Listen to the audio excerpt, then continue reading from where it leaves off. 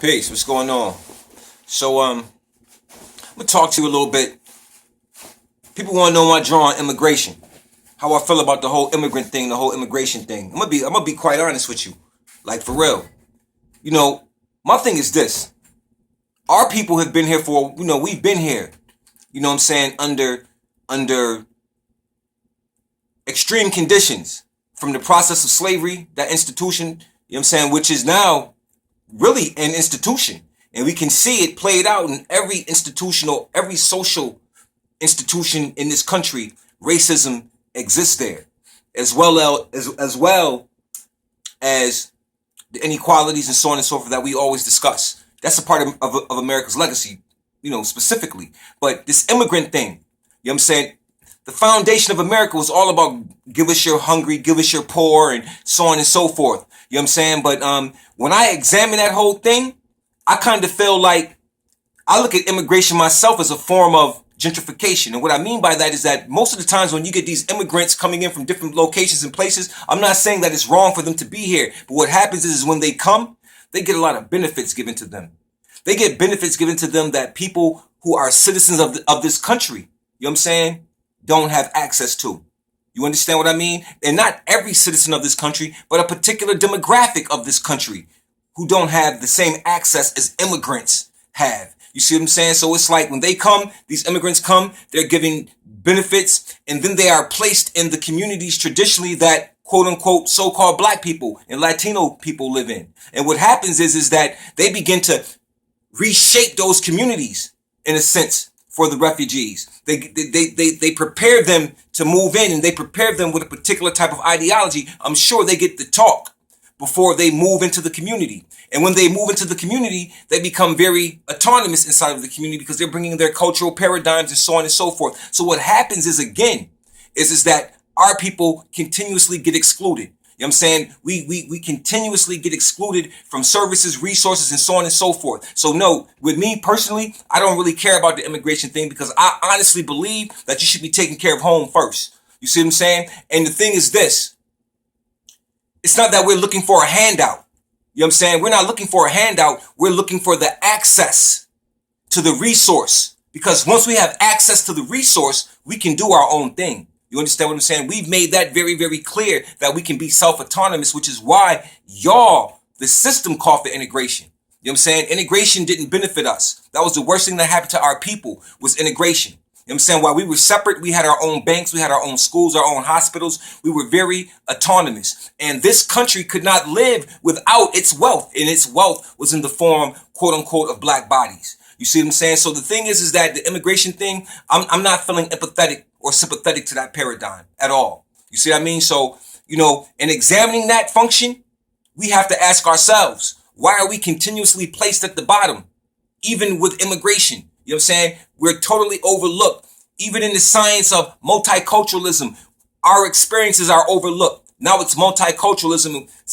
Many states, many cities have not even had an adequate Black history program implemented into their school systems.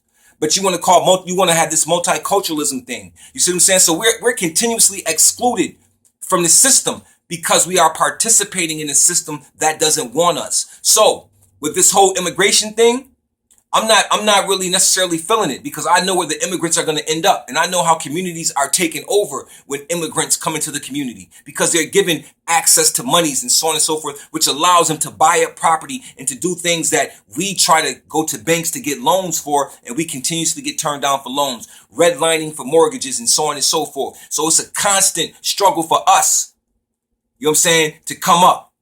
You know what I mean? And when we try to come up, there's always something in the midst. Now, don't get it wrong. There are many of our people who are successful, but to what extent are they successful?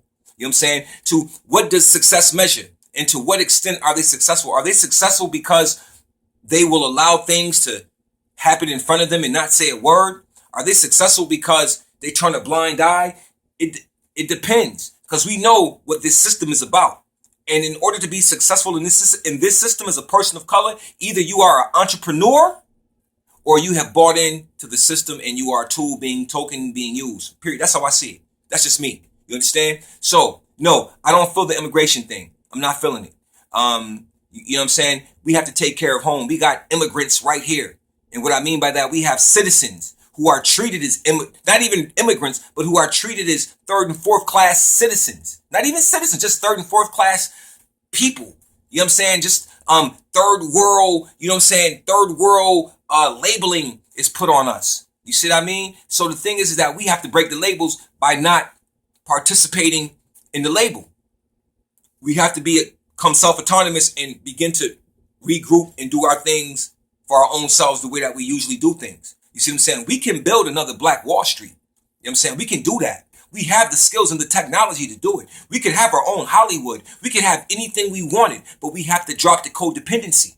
You see what I mean? So again, I just want to touch on that immigrant thing quickly, you know what I'm saying, to give you my insight, my perspective on it. You see what I'm saying? I don't really respect it. I remember when Bill Clinton was on TV just a couple of months ago talking about 22,000 Syrians that they were going to move into Detroit, into the same areas of Detroit where they're trying to, you know what I'm saying, gentrify. In other words, all of these homes that are not lived in, that are dilapidated and so on and so forth, they're going to knock all of that down and build nice housing for the Syrians, for the immigrants. How come they couldn't do that for the citizens?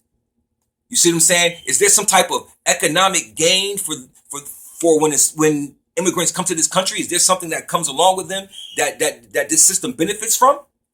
Because there's an indiscrepancy.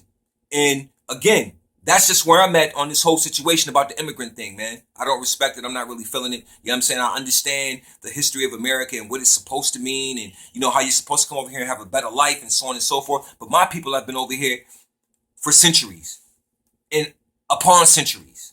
You know what I'm saying? And are still suffering at the hands of a system that was designed specifically for the purpose of supremacy, strictly for the purpose of conquering a group of people, a demographic of people. You know what I'm saying? And at the same time, using that demographics plight to enhance this very country's infrastructure. Everything this country has is built off the backs and the mindset and the condition of our people. Every piece of the plight that we've been through, somehow this country benefits from it and makes money from it. The best parts of us as well as the worst parts of us. We have to begin to stop letting them make money off of us. You understand what I'm saying? We have to become the money because we are the money. So we have to think the money, and we have to think ourselves away from them and put ourselves into a real play, into a real situation, because see, we don't need them. They need us. Trust me.